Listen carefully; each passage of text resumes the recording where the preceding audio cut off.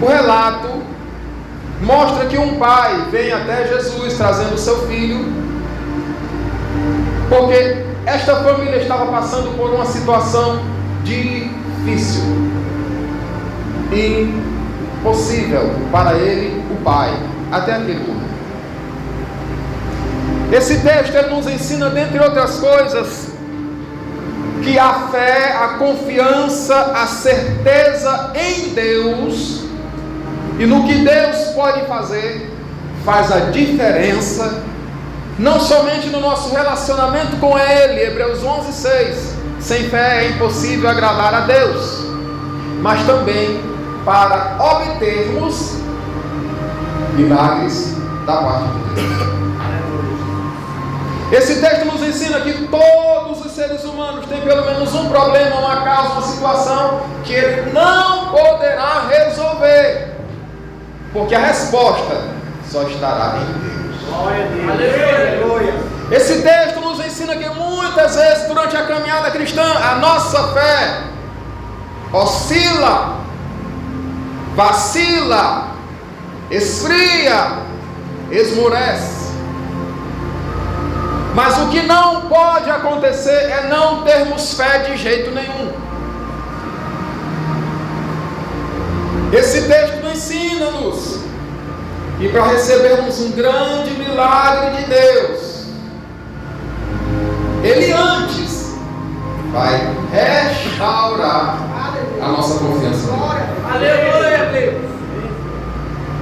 A restauração da fé de um homem é um tema central aqui.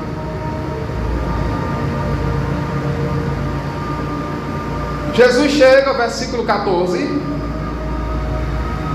e se aproxima dos discípulos e se une com uma multidão.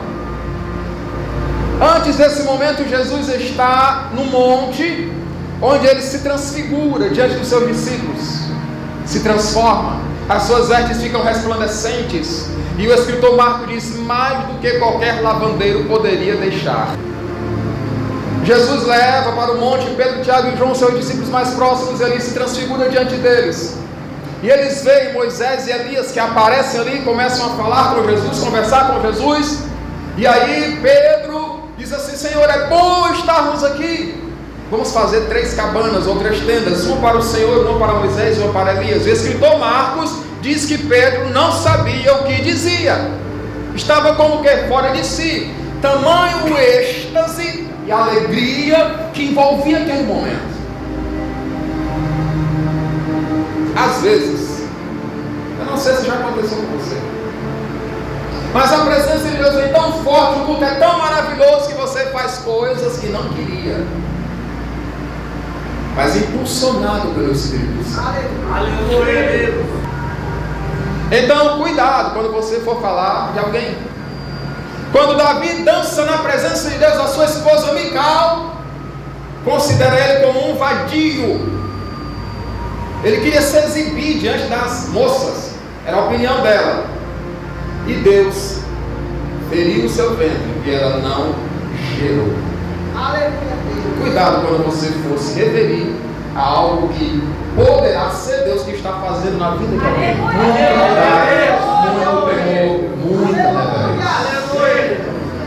Aí uma nuvem cobre eles, e aí vem a voz de Deus que brada no meio da nuvem e diz, este é meu filho amado, a ele ouvi. Os discípulos caíram desmaiados, e quando acordaram, a nuvem desapareceu, só tinha Jesus e eles 3. Aí Jesus, vamos descer do monte. Uma experiência que eles tiveram, que é para poucos, só para quem é íntimo de Jesus. Aleluia. Desceram do monte, mas quando Jesus chega lá embaixo, que vai encontrar os 9 discípulos, há uma grande multidão em volta dos discípulos. O texto diz, grande multidão, versículo 14. E dentre a multidão tem também um grupinho de escribas, escritores da lei ou doutores da lei. Na realidade eram copistas das escrituras, que estavam lá, estavam discutindo com os discípulos. Existem 2 tipos de ambientes na terra. Um ambiente que é como se estivesse no cume de um monte, onde está a presença de Deus, a glória, a manifestação e revelação Deus, onde Deus fala, onde você sente êxtase, onde você é envolvido pela nuvem da glória e da presença de Deus. Mas quando Jesus e os discípulos descem, encontram um ambiente de confusão, de discussão e disputa. Precisamos estar sempre procurando a presença de Deus. Aqui estamos como que num monte, mas quando o culto terminar, nós vamos descer o monte. E o ambiente lá fora é de confusão, muitas vezes é de discussão, é de disputa. E eu e você precisamos estar preparados, revestidos pela glória de Deus, termos ouvido a voz de Deus para enfrentarmos o mundo lá fora, e melhor, sermos canais de Deus para abençoar a vida. Então aproveite esse momento, nós estamos na presença de Deus. Muito bem.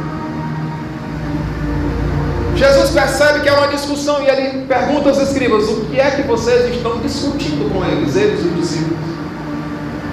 Aí ninguém responde nada.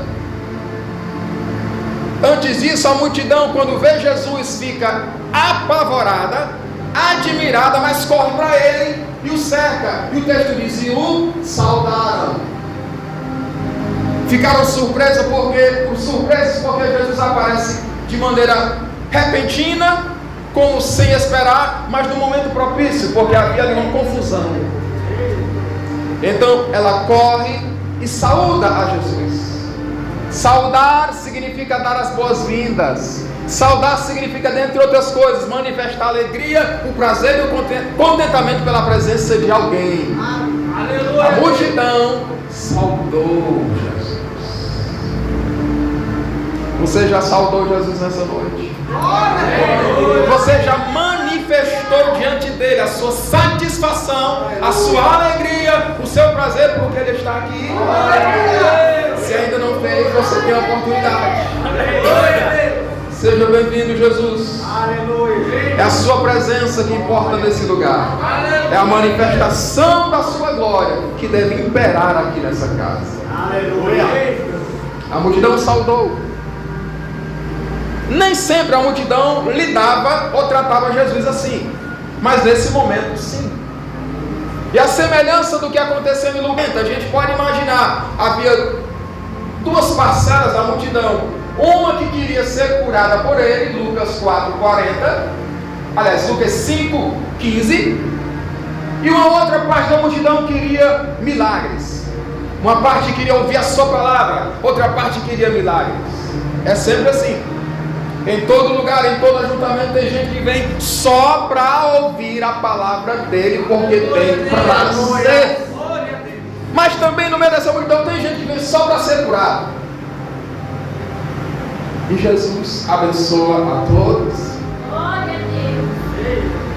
Mas tinha um grupinho, os escribas, que estavam discutindo. Aleluia, Deus! Tem gente que vem para ouvir a palavra, tem gente que vem para ser curado. Jesus aprova tudo isso, mas tem gente que vem para discutir, para bisbilhotar. Deixa eu ver se vai acontecer alguma coisa. Aí Jesus pergunta para os escribas: o que vocês estão discutindo com eles? Aqueles ali não receberam nada, mas quem vem para adorar, para ouvir, recebe. Quem vem buscar a cura também recebe. Quando Jesus pergunta para os escribas que vocês estão discutindo com eles, os escribas ficam emudecidos, não respondem nada. Versículo 15: é um homem da multidão, se adianta, sai do meio da multidão, se adianta e responde a Jesus com a apresentação do caso dele. Mestre, é o seguinte: eu trouxe a ti o meu filho, que tem um espírito mudo, e este, quando apanha, o maltrata, o violenta, joga pelo chão, ele range os dentes, ele espuma, ele se contorce, ele tem uma crise de epilepsia. São as características. Preste atenção. Nem toda doença é de origem maligna, mas há doenças cuja origem é maligna. Existem doenças que eu e você até por um mau uso do corpo, por uma má alimentação. Existem doenças que eu atraio por descuido. Existem doenças que são para a glória de Deus. João capítulo 9, um cego está lá, Jesus está passando, aí os discípulos: Senhor, como é que é? Esse rapaz aí é cego desde nascença. Quem pecou? Foi ele ou foram os pais dele? Jesus: ninguém, nenhum dos dois, nem ele nem os pais. Isto está assim para que nele se manifeste a glória de Deus. Existem doenças que são atraídas por nós por mau uso do nosso próprio corpo. Existem doenças que são para glorificar a Deus. Mas existem doenças cuja origem é maligna. É o caso aqui. Embora algumas vezes, pastor Jorge, missionária Cleide, nós não admitamos que alguma coisa na nossa vida, na nossa família, ou em alguém que conhecemos, seja causado por demônios, embora não admitamos, porque não é fácil admitir, mas muitas vezes é. E esse pai aqui, ele sabia o diagnóstico. Ele diz: Senhor, trouxe a ti o meu filho que é possuído por um espírito. O pai sabia. Jesus, a questão aqui é demônio. A origem do problema aqui, Jesus, é o diabo, é demônio. Aquela questão estava acontecendo há muito tempo, há muitos anos. O pai sabia a origem, mas mesmo durante aquele tempo todo, o pai não tinha desistido. E agora tinha levado o seu filho a Jesus. Ele diz: trouxe-te o meu filho. Mas quando ele termina de dizer o que estava acontecendo com o garoto, ele diz: e eu pedi aos teus discípulos que o expulsassem, mas eles não puderam. O homem trouxe o discípulo, o filho, a Jesus, só que não encontrou Jesus. Jesus estava no cume do monte. Encontrou os discípulos, os 9. Então ele pediu que os discípulos fizessem alguma coisa. Eram discípulos de Jesus, haviam recebido poder e autoridade sobre os demônios algum tempo atrás, já haviam exercido essa autoridade. Aquele pai logicamente sabia: não, Jesus não está, mas os discípulos dele estão. Os discípulos vão fazer alguma coisa, porque são imitadores dele, receberam o poder dele, vão fazer alguma coisa. Mas não puderam. Aleluia, Deus. Nem todas as vezes que formos procurados por alguém com algum problema, o problema será solucionado. Nem todas as vezes. Porque depende de um condicionamento espiritual da pessoa, do discípulo no momento. Aleluia. Mais tarde você vai ler aqui o relato, os discípulos perguntam: Senhor, aquele negócio ali não é engoliu não, responda aqui, por que a gente não conseguiu expulsar? Aí aqui em Marcos Jesus vai dizer: por falta de jejum e oração. Em Mateus, antes de falar de jejum e oração, Jesus diz: por causa da pouca fé de vocês. Presta atenção, irmão, nós somos crentes, temos o poder de Deus à nossa disposição. O inferno não resiste o poder de Cristo usado pela igreja. O inferno não resiste a autoridade do nome de Jesus. Mas é preciso que o crente esteja em um condicionamento espiritual. Falam-se muito aí de condicionamento físico. O cara vai para a academia e deixa de comer algumas coisas, come outras coisas, ingere vitaminas, suplementos para ficar num condicionamento físico. E como crentes precisamos manter e procurar condicionamento espiritual. Aleluia, Deus. Quanto mais o crente ora, mais ele tem fé e confiança em Deus. É verdade ou não? Quanto mais ele jejua, mais ele tem ousadia e peita com o inferno. É verdade ou não? Aleluia, Deus. Eita! Jesus não está dizendo que é preciso fazer campanha primeiro para expulsar depois. Não. Ele está dizendo que se você ora, se você jejuma, você já tem esse condicionamento e pode ser usado por Deus como instrumento para libertar Glória. Não puderam, Senhor, os discípulos não puderam. Aí Jesus diz: ó geração incrédula. A expressão incrédula quer dizer sem fé ou com dificuldade de acreditar. Irmãos, os discípulos tinham recebido poder, já tinham exercido esse poder, mas naquele momento não puderam fazer nada.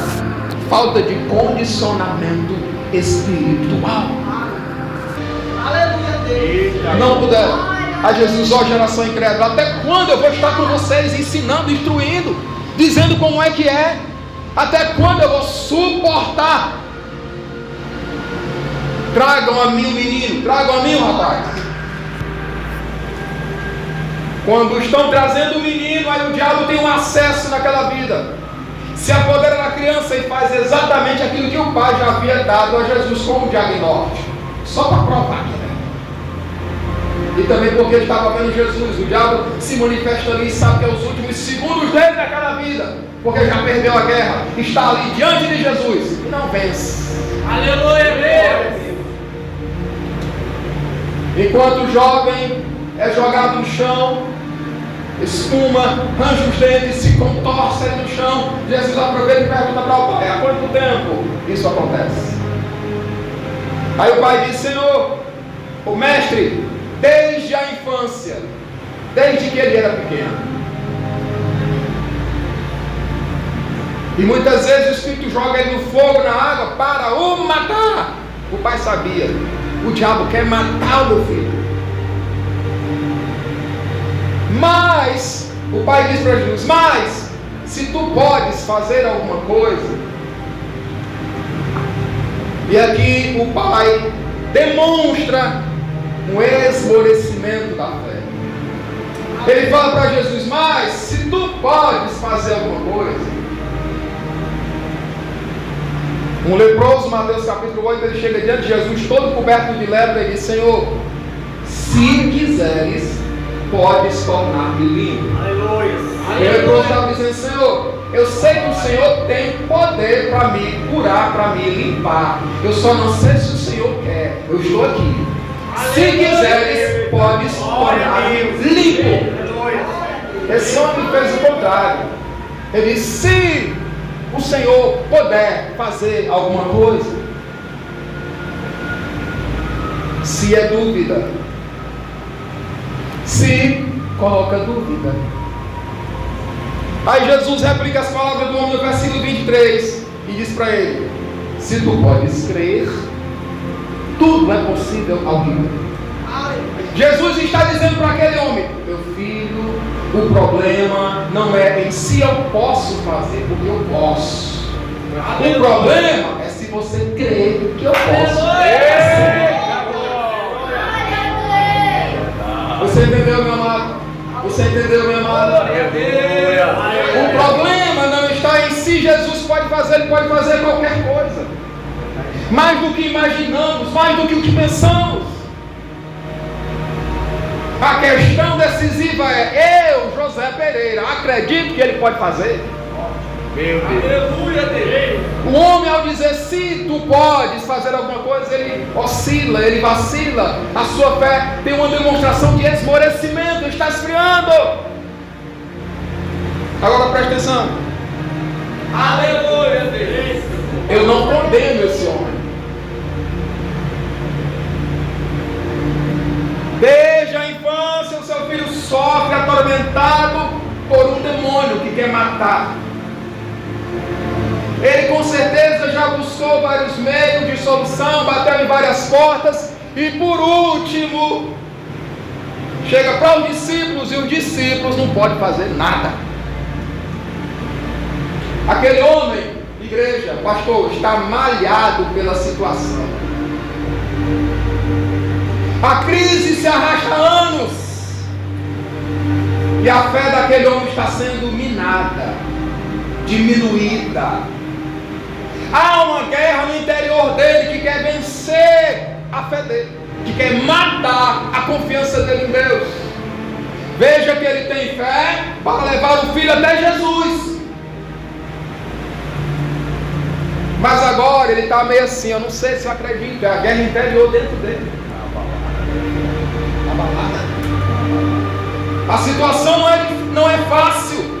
Eu estava tentando imaginar, mas não dá para imaginar um pai com um filho sofrendo tormentos do diabo. Em Mateus capítulo 17, narrando o mesmo episódio, ele fala para Jesus: Senhor, ele é o meu único filho. Na casa dele era ele, o pai, o filho e a esposa. Mas tinha um outro que queria viver lá, que queria se meter na família, que queria bagunçar, desestabilizar a família. O diabo. Aleluia, Deus. Quando Jesus disse para ele: Senhor, não toque nele dando muito, mas tenha misericórdia de nós, ó, compaixão, e ajuda-nos.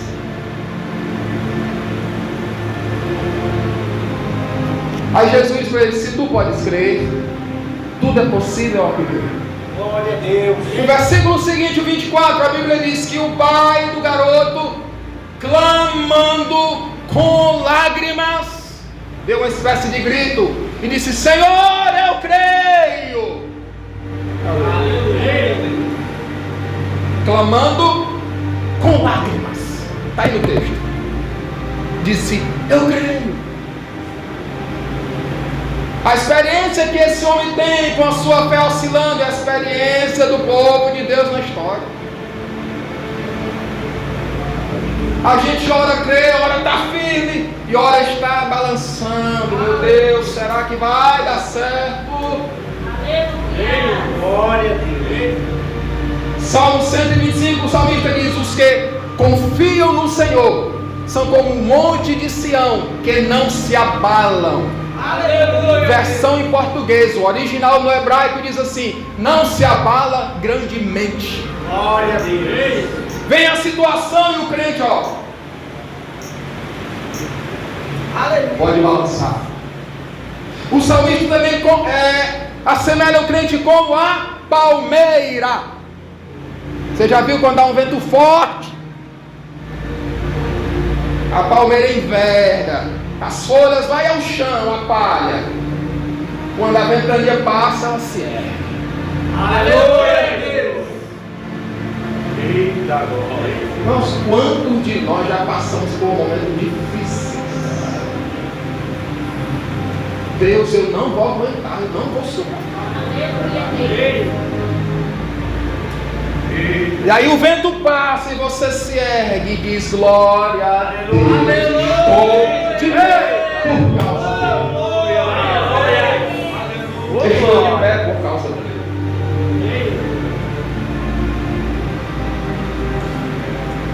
Eu creio, Senhor, ajuda na minha incredulidade. Me ajuda porque eu estou ficando incrédulo.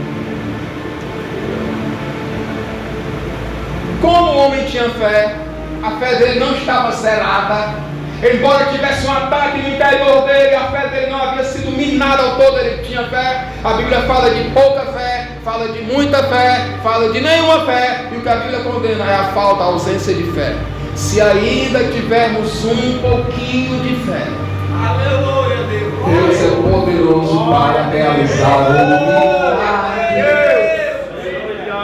Não foi o que ele disse? Basta a fé do tamanho de um grão de mostarda. É o menor grão das hortaliças. Bem pequenininho. Eu só preciso disso para fazer o milagre. Quando a viúva procura atormentar o homem de Deus e os seus filhos serão levados escravos porque ela tem uma dívida enorme deixada pelo esposo e não tem como que pagar, e os filhos serão levados escravos, era a lei da época. Aí o profeta pergunta: o que você tem em casa, como é que eu posso te ajudar? Ela diz: não tem nada. Mas aí ela lembra e diz: tem um pouco de azeite, um pouco de farinha. E o que Deus usa? Um pouco de azeite e um pouco de farinha. Aleluia, Deus. Se ainda tiver um pouco de confiança em Deus na sua vida, no seu coração, Deus está pronto para fazer o milagre. Ele quer fazer o milagre.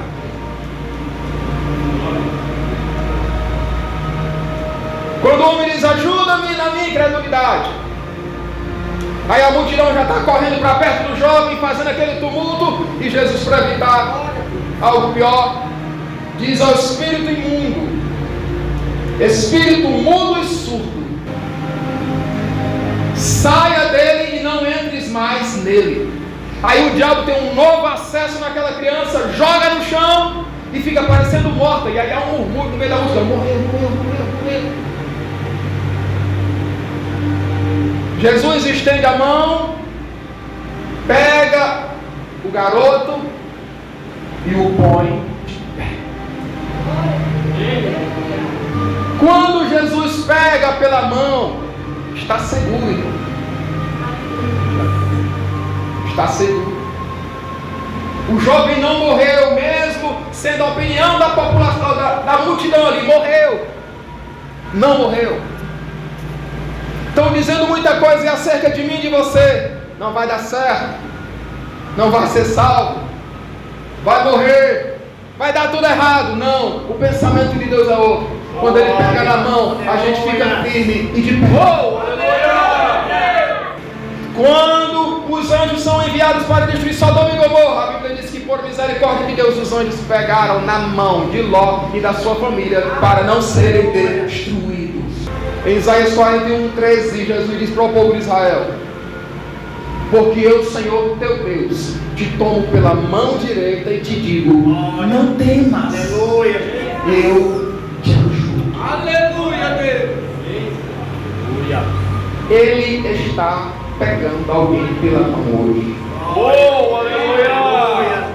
Glória. Você não vai cair, você não vai permanecer caído, você não vai ser sucumbido por essa situação, porque Deus está pegando pela sua mão. Oh, se você puder vir de pé em nome de Jesus. aleluia, Deus.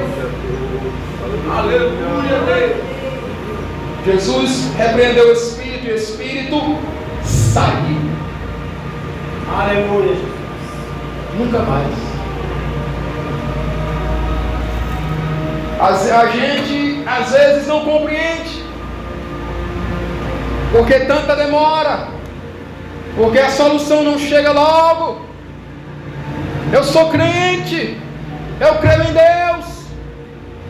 Preste atenção, irmão. Antes de Jesus libertar aquela criança, aquele jovem, Jesus trabalhou na vida do pai, na questão da fé e da confiança. Jesus não liberou o milagre na vida do filho antes de tratar o pai. Às vezes alguém na família está numa situação, mas não se resume só ali. Deus quer algo mais. Deus quer tratar a mãe, quer tratar o pai, o filho, a filha. Aleluia. É alguém que Deus quer chamar para a sua presença, é alguém que Deus quer que faça conserto, e muitas vezes a gente não entende. É uma mulher que sofre com um fluxo de sangue por 12 anos. É um homem que está acamado junto a um poço que cura por 38 anos. Mas Jesus chega lá. Aleluia. Jesus chega lá. Não importa se está durando 12 anos, Jesus chega lá e vai curar a mulher do fluxo de sangue.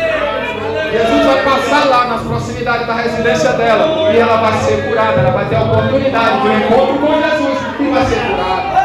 Não importa se é 38 anos de sofrimento, Jesus vai até lá ao poço e vai curar só aquele homem. Jesus vai chegar lá. Glória a Deus. Chegou a vez desse pai também, cujo filho sofria desde a infância. Aleluia. Chegou a sua vez também nessa noite. Eu não quero ser leviano, não estou dizendo todo mundo, presta atenção, não sou leviano, mas para alguém chegou o momento da cura, da libertação, do milagre.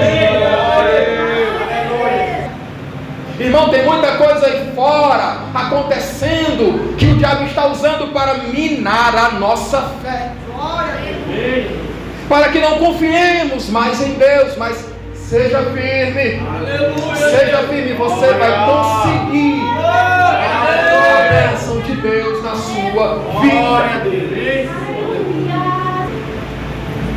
As coisas de Deus são lindas, as manifestações de Deus são lindas. Deus não faz nada à toa, nada ao léu, Ele sempre tem um propósito. O que me empolga nessa noite em pregar essa mensagem é porque eu sei que Deus tem propósito. Talvez eu não terei, talvez não tomarei conhecimento, mas Deus tem propósito com a sua palavra. Vamos orar. Se você tiver um problema aparentemente insolúvel, algo que se arrasta há anos, esse poderá ser o momento em que Deus trará a solução e o ponto final para essa situação. Aleluia, Deus. Nós vamos orar e eu vou pedir ao pastor Jorge, o pastor da igreja, que ore por nós.